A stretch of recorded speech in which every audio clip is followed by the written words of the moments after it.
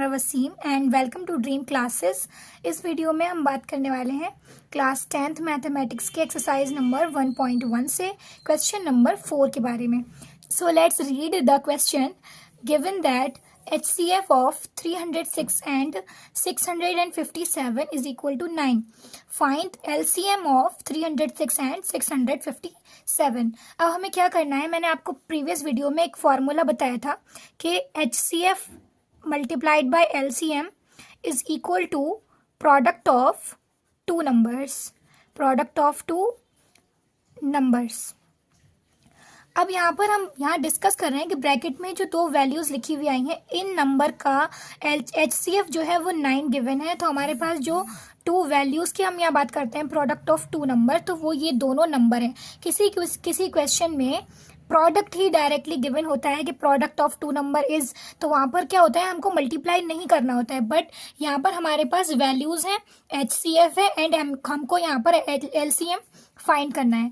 तो सबसे पहले मैं इस फॉर्मूले से यहाँ पर आपकी वैल्यूज़ को मैच करती हूँ। HCF is 9, LCM is not given, so हम यहाँ इस तरीके से लिख लेते हैं। Now product of two numbers के लिए यहाँ पर जो नंबर है उनको यहाँ मल्टीप्लिकेशन का साइन लगाकर लिख दीजिएगा। फिर उसके बाद एज यू नो, जब प्रोडक्ट की वैल्यू को इक्वल के दूसरी साइड यहाँ पर हम ट्रांसफ़र करते हैं तो वो कहाँ चली जाती है, डिवाइड में चली जाती है इस तरीके से।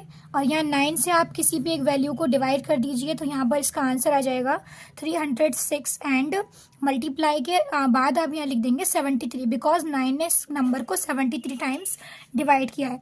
अगेन आप यहाँ पर इन दोनों का मल्टीप्लाई करके जब आप देखेंगे तो आपको एक वैल्यू मिलेगी 22,338। ये हो गया आपका LCM। तो ये बहुत ही एक सिंपल मेथड है और बहुत ही इंपॉर्टेंट क्वेश्चन है। इससे आपको एग्जाम में ज़रूर कोई ना कोई क्वेश्चन मिल जाता है, चाहे वो ऑब्जेक्टिव हो या फिर शॉर्ट आंसर में मिल जाए, जहाँ पर HCF और LCM में से कोई एक वैल्यू गिवन होती है और प्रोडक्ट ऑफ टू नंबर्स के लिए आपको यहाँ पर दो नंबर या कभी कभी प्रोडक्ट भी गिवन होता है। बट ऐसा भी होता है कि यहाँ पर आपको HCF LCM दिया हो और दो नंबर में से एक नंबर गिवन हो, तब आपसे दूसरा नंबर पूछ लें। तो इसी एक फॉर्मूले से कई तरीके से क्वेश्चन पुटअप किए जाते हैं, तो आप इसको अच्छे से प्रैक्टिस करें और इस फॉर्मूले को अच्छे से याद कर लें। तो ये बहुत ही सिंपल और बहुत ही अच्छा क्वेश्चन था। Now we will discuss question number 5। So question number 5 is check whether 6 to the power n can ends with the digit 0 for any natural number n। n जो है वो कोई यहाँ पर नेचुरल नंबर दिया गया है और बात यहाँ पर इम्पॉर्टेंट ये है कि हमें जो 6 to the power n जो नंबर है उसको हमें ये प्रूव करना है कि ये 0 पर एंड हो सकता है या नहीं। तो मैं आपको सबसे पहले एक बहुत ही कॉमन सी बात बताती हूँ। किसी भी नंबर को अगर हम 0 पे एंड करना चाहते हैं बेसिकली, तो वो 10 का मल्टीपल होगा, 10 से मल्टीपल होकर ही बनेगा। हम जानते हैं यहाँ पर हमारे पास एक नंबर है 10 जो कि मोस्ट इंपॉर्टेंट है यहाँ पर, जबकि अगर हमें नंबर को 0 पर एंड करवाना है। अब मैं आपको बताऊं कि 10 के आप प्राइम फैक्टर करते हैं जब, तो आपको यहाँ दो वैल्यूज़ मिलती हैं 2 एंड 5। तो अगर हमें 6 टू द पावर n में कोई भी नंबर ऐसा मिल जाता है जो, अगर 6 टू द पावर n में हमने इसके बेस को यानी कि 6 को प्राइम फैक्टर करके ये प्रूफ किया कि इसमें 2 और 5 दोनों नंबर हमको मिल रहे हैं, तो ये 0 पर एंड होगा। अदरवाइज ये 0 पर एंड नहीं होगा। किसी भी नंबर को अगर यहाँ 6 की बजाय यहाँ पर कोई और बेस दिया होता, तब भी हम उसके प्राइम फैक्टर करके क्या देखते कि इसके प्राइम फैक्टराइजेशन में 2 और 5 हमको मिल रहे हैं या नहीं। तो अब आपको यहाँ पर 6 गिवन है तो आप 6 के प्राइम फैक्टर करेंगे, यहाँ पर आपको मिलेंगे 2 एंड 3। 2 और 3 में हमको 2 तो मिल गया है, बट यहाँ पर आपको 3 मिला है, 5 नहीं मिला है। तो हम क्या लिखेंगे यहाँ पर इसके नोट में, we know that if a number ends with 0 then it will be multiple of 10। जैसे कि मैंने आपको बताया था, अगर कोई नंबर 0 पर एंड होता है तो उसका मल्टीपल क्या होगा, 10 होगा। But 6 to the power n, जब आप इसको फैक्टराइज कर रहे हैं इसके बेस को, तो आपको क्या मिल रहा है, 2 × 3 एंड पावर n, यानी कि आपको जो भी नंबर मिलेगा यहाँ पर उसके जो मल्टीपल्स होंगे वो 6 का मल्टीपल होगा बेसिकली। 6 जार, अगर आप इसकी पावर 2 यहाँ लिख देते हैं तो आपको मिल जाएगा 6 मल्टीप्लाइड बाई 6। और आप इसके कितने भी फैक्टर कर लीजिए, आपको 2 और 5 यहाँ पर नहीं मिल रहा है। It will not and with 0। ये हो गया आपका फाइनल आंसर। और साथ में ये भी देख लें कि अगर यहाँ पर 6 के अलावा कोई और नंबर होता है तब भी आप इस प्रॉपर्टी को याद कर लें कि अगर कोई नंबर 0 पर एंड होना है तो उसके प्राइम फैक्टर्स में हमें 2 और 5 होना ज़रूरी है। तो आप ये ध्यान रखें, ये भी एक अच्छा क्वेश्चन था। अब इसके साथ हम आगे बढ़ते हैं क्वेश्चन नंबर 6 की तरफ। So the question number 6 is explain why, ये नंबर दिया हुआ है 7 multiplied by 11 and multiplied by 13 plus 13 and 7 6 5 4 3 2 1, ये सब मल्टीप्लिकेशन के साथ है, +5 आर कंपोजिट नंबर्स। हमको ये प्रूफ करना है कि ये दोनों वैल्यूज़ जो हैं वो कंपोजिट हैं। आपको मैं प्रीवियस वीडियो में बहुत अच्छे तरीके से बता चुकी हूँ कि प्राइम नंबर और कंपोजिट नंबर क्या होते हैं, उनके बीच में क्या डिफरेंस होते हैं। अगर आपने वीडियो अभी तक नहीं देखी है तो प्लीज़ जाकर उसको देखें और आप ये अच्छे से समझ लें कि कंपोजिट नंबर की क्या पहचान होती है। पर मैं आपको इन शॉर्ट बताती हूँ, ऐसे नंबर जिनके मोर देन 2 फैक्टर्स होते हैं, कैसे मोर देन 2 फैक्टर्स, वो कहलाते हैं आपके कंपोजिट नंबर्स। अब इसके साथ हम ये जो नंबर हैं यहाँ पर इनको लिखते हैं। सबसे पहले फर्स्ट वैल्यू जो दी गई है 7 मल्टीप्लाइड बाई 11 एंड 13 प्लस 13। अब यहाँ पर आप देख रहे हैं कि आपको एक कॉमन नंबर मिल रहा है यहाँ पर 13, इसको आप कॉमन ले लीजिए। यहाँ पर रिमेनिंग वैल्यूज़ क्या होंगी, 7 मल्टीप्लाइड बाई 11 और इधर वाली साइड से आपको मिल जाएगा 1। ठीक है, अब यहाँ पर इसमें क्या करना है, आप यहाँ पर मल्टीप्लाई करेंगे 7 का 11 में 77 plus 1 which is equal to 13 into 78। अब आपको क्या चाहिए, 13 इज प्राइम नंबर। ओके, तो यहाँ पर हमने क्या करना है, 78 के प्राइम फैक्टराइजेशन करें तो आपको पता चल जाएगा 13 into 2 into 3।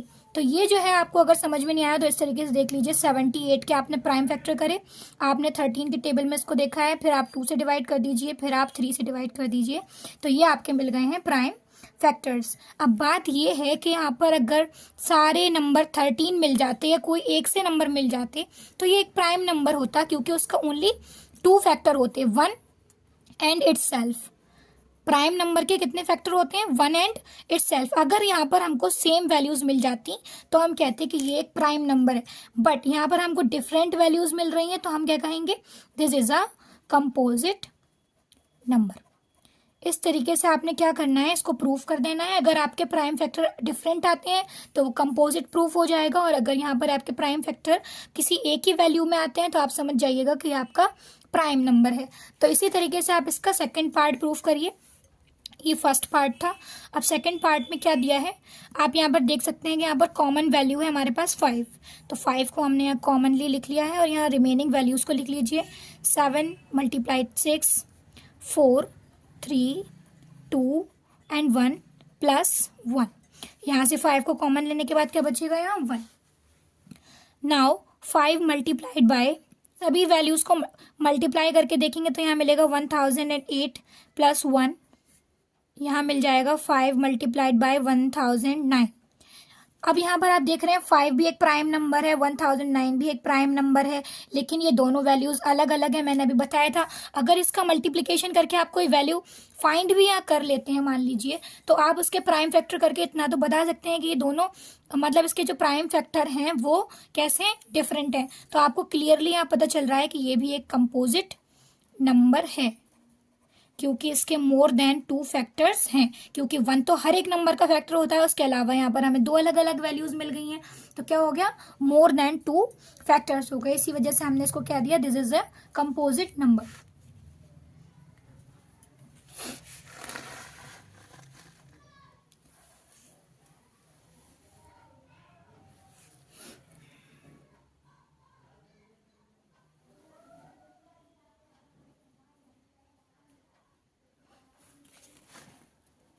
So next question is, यहाँ एक क्वेश्चन है जो कि बिल्कुल ही थियोरेटिकल क्वेश्चन है, इसको समझना है अच्छे तरीके से, फिर हमें फाइंड करना है कि इसको सॉल्व करने की क्या प्रोसेस हो सकती है।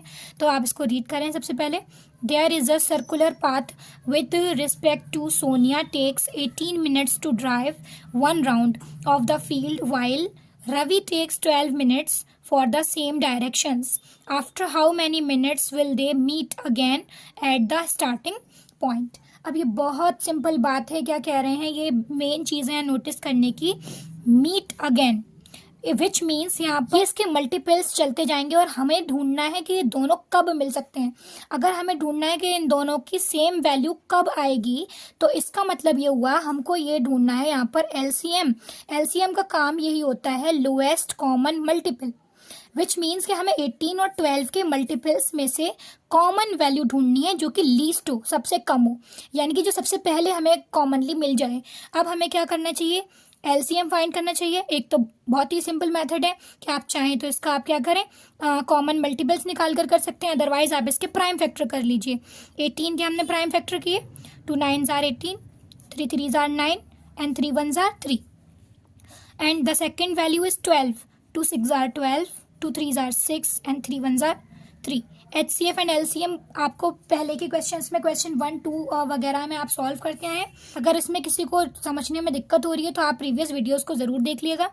अब यहाँ पर हमें क्या करना होता है, इसमें कॉमन वैल्यूज़ जो हमें मिल रही हैं वो हम यहाँ पर नोट कर लेते हैं, फिर हम इसका LCM लिखेंगे.